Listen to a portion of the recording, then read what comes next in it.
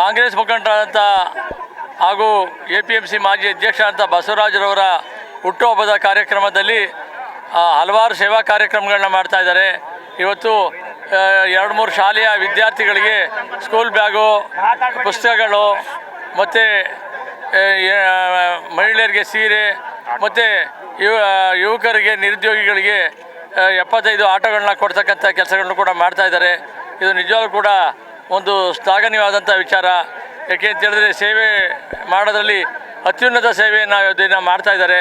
ಬಸವರಾಜ್ ಅವರಿಗೆ ಇನ್ನೂ ಹೆಚ್ಚು ಆಯುಸ್ಸು, ಆರೋಗ್ಯ, ಐಶ್ವರ್ಯ ಅಭಿವೃದ್ಧಿ ಕೊಟ್ಟು ಅಧಿಕಾರ ಕಲ್ಪಿಸಲಿ ಅಂತೇಳಿ ದೇವರಲ್ಲಿ ಪ್ರಾರ್ಥನೆ ಮಾಡ್ಕೊಳ್ತೇನೆ. ಇವತ್ತು ನನ್ನ ಆತ್ಮೀಯ ಸ್ನೇಹಿತನಾದಂಥ ಬಸವರಾಜ್ ಅವ್ರದ್ದು ಹುಟ್ಟುಹಬ್ಬ. ಅವ್ರ ಹುಟ್ಟುಹಬ್ಬದ ಪ್ರಯುಕ್ತ ಇವತ್ತು ಸುಮಾರು ಸಮಾಜಮುಖಿ ಕೆಲಸಗಳನ್ನ ಮಾಡ್ತಾ ಇದ್ದಾರೆ. ಅವರು ಮತ್ತು ಅವ್ರ ಸ್ನೇಹಿತರುಗಳೆಲ್ಲರನ್ನು ಸೇರಿ 46ನೇ ವರ್ಷ ತುಂಬಿ ಈಗ 47ನೇ ವರ್ಷಕ್ಕೆ ಅವರು ಪಾದಾರ್ಪಣೆಯನ್ನು ಮಾಡ್ತಾ ಇದ್ದಾರೆ. ನನಗೆ ಹೆಚ್ಚು ಕಡಿಮೆ ಒಂದು 15 ವರ್ಷದಿಂದ ತುಂಬ ಆತ್ಮೀಯ ಸ್ನೇಹಿತ ನನಗೆ ಅವನು. ನಾನು ನೋಡ್ದಂಗೆ ಅವನು ಪ್ರತಿ ಹುಟ್ಟುಹಬ್ಬದಲ್ಲಿ ಮತ್ತು ವಿಶೇಷವಾದ ದಿನಗಳಲ್ಲಿ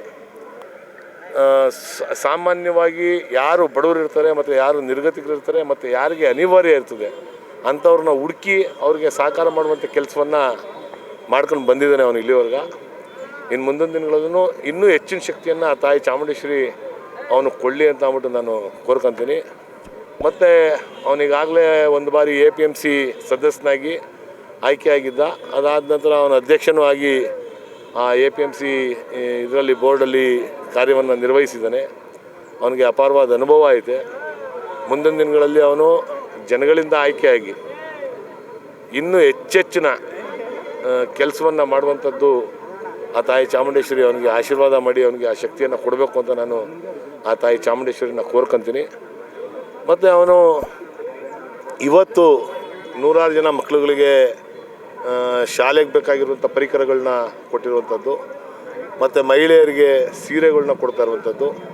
ಅದ್ರ ಜೊತೆಗೆ 25 ಜನಕ್ಕೆ ಯಾರು ಅವಶ್ಯಕತೆ ಇತ್ತು ಅಂಥವ್ರನ್ನ ಗುರುತಿಸಿ ಅವ್ರ ಜೀವನಕ್ಕೆ ಆಧಾರ ಆಗೋ ರೀತಿಯಲ್ಲಿ ಅವ್ರ ಜೀವನವನ್ನು ಅವರೇ ಕಟ್ಕೊಳ್ಳೋ ನಿಟ್ಟಿನಲ್ಲಿ ಅವರು ಮಾಡಬೇಕು ಅಂಥೇಳಿ 25 ಜನಕ್ಕಿಂತ ಹೆಚ್ಚು ಜನಕ್ಕೆ ಆಟೋವನ್ನು ಅವನ ಸ್ವಂತ ದುಡ್ಡಲ್ಲಿ ಕೊಡ್ತಾ ಇರೋವಂಥದ್ದು ನಿಜವಾಗ್ಲೂ ಅದೊಂದು ಒಳ್ಳೆಯ ವಿಚಾರ.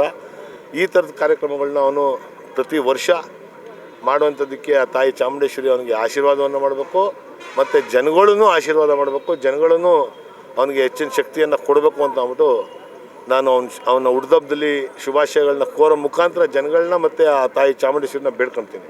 ಒಳ್ಳೆಯದಾಗಿ.